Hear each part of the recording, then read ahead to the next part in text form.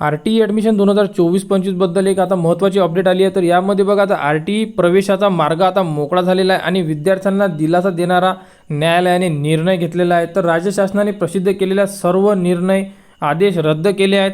परिणामी RTE प्रवेशाचा मार्ग आता मोकळा झालेला आहे। तर पालकांकडून जो निर्णय होता हा लागलेला आहे आणि या अगोदर जेही निर्णय गव्हर्नमेंटने घेतले होते ते सर्व निर्णय रद्द करण्यात आलेले आहे। म्हणजे येत्या 1 ते 2 दिवसामध्ये RTEची लिस्ट साईटवर उपलब्ध करून देण्यात येणार आहे।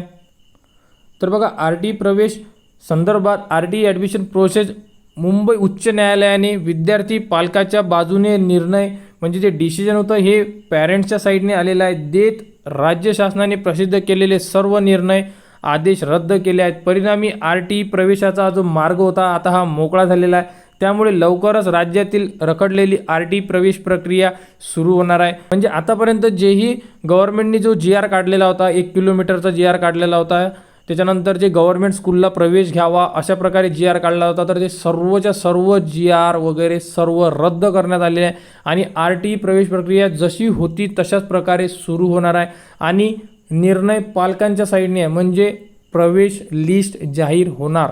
तर येत्या 1 ते 2 दिवसाचा वेळ दिलेला आहे। तर 1 ते 2 दिवसाच्या वेळेमध्ये आपली जी लिस्ट आहे ही साईटवर उपलब्ध करून देण्यात येणार आहे। तर लिस्ट उपलब्ध झाल्यानंतर पुढची प्रोसेस काय असणार आहे ही सुद्धा तुम्हाला आपल्या यूट्यूब चॅनलवर उपलब्ध करून देण्यात येणार आहे। त्यासाठी आपल्या चॅनलला सबस्क्राईब करा व हा व्हिडिओ इतरांपर्यंत शेअर करा।